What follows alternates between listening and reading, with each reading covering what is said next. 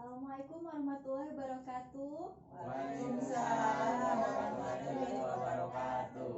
Siang ibu-ibu, udah pada makan belum? Ada yang belum? Ada yang belum makan ya? Ya. Terima kasih ya kepada ibu-ibu semua yang udah hadir dalam acara pertemuan kelompok ini. Sehat semua kan ya ibu-ibu, masih semangat?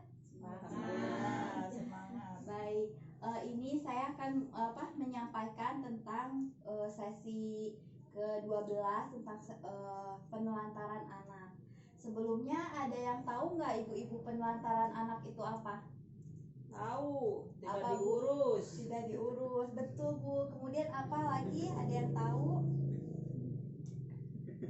Penelantaran anak? Terus di apa? Baik, saya sampaikan aja ya sedikit tentang penelantaran anak.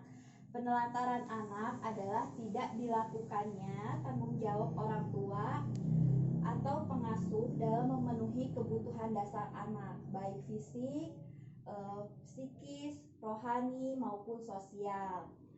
Terus ada juga yang disebut anak terlantar. Anak terlantar adalah anak yang karena suatu sebab orang tuanya melalaikan kewajibannya sehingga kebutuhan anak tidak terpenuhi dengan wajar, baik rohani, jasmani ataupun sosialnya. Kemudian ada juga akibat penelantaran. Akibatnya itu apa aja? Misalkan putus sekolah, kemudian kurang gizi, kemudian kecelakaan, luka sakit, kemudian sering ketakutan, tidak berani, kemudian kemampuan berbahasanya rendah karena dia ketakutan. Kemudian anak merasa tidak aman, susah bergaul, dan mengalami masalah penyesuaian diri pada masa yang akan datang. Nah, di sini ada juga tentang kasus ya Bu, bisa dibacakan, bisa dibuka buku pintarnya ibu-ibu, bisa dibuka ya? Bisa. Baik, Ibu Widya bisa dibacakan sedikit ya sama Ibu Dika, nanti bergantian untuk dibacakan kasusnya yang kenceng ya Bu ya. Di sini ada kasus tentang Taspirin. Silakan Bu Widya dibacakan. Kisah Taspirin, bocah 12 tahun yang harus menghidupi ketiga adiknya. Di sebuah dusun di desa Gunung Lurah, kecamatan Cilongok, Banyumas, Jawa Tengah, Taspirin 12 tahun harus mencari nafkah untuk menghidupi ketiga adiknya, Dandi 9 tahun, Rianti 7 tahun, dan Dario 5 tahun. Ayah mereka pergi bekerja di Kalimantan bersama kakak tertuanya. Sementara ibunya meninggal akibat tertimbun longsor saat sedang mencari pasir 1 tahun lalu. Ketiga adiknya kini sangat mengandalkan Taspirin, yang setiap hari harus bekerja di sawah dengan mencangkul, membersihkan sisa-sisa padi serta menanam padi bersama warga desa pada saat masa tanam. Hampir setiap hari, Taspirin mesti pergi ke sawah untuk mencari uang demi menghidupi ketiga adiknya. Kalau berangkat ke sawah jam 7 pagi dan pulang jam 12 siang. Kadang sehari dapat 30-40 ribu sehari. Itu beli beras dan sayur, sisanya untuk jajan adik. Jelas bocah yang telah putus sekolah itu.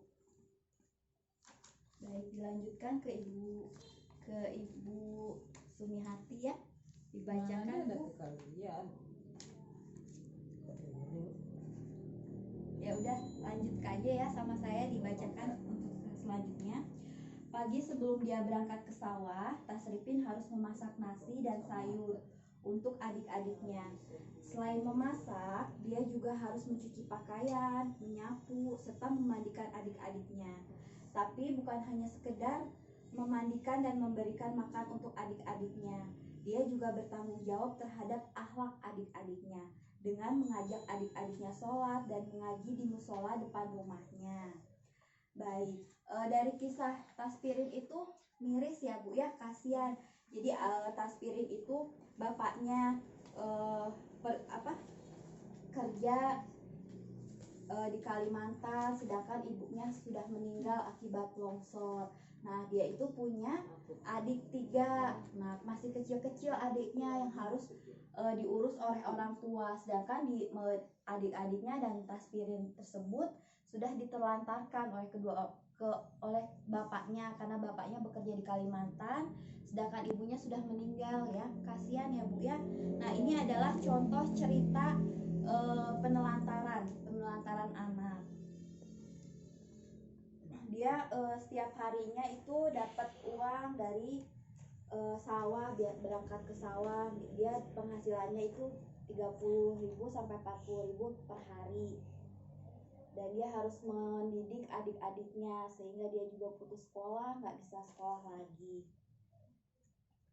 Baik, ada yang ditanyakan Bu dari kisah Taspirin tersebut? Udah jelas tentang ceritanya? Ya, mungkin itu sedikit contoh kasus Taspirin. Nah, ada juga cara mencegah penelantaran ya.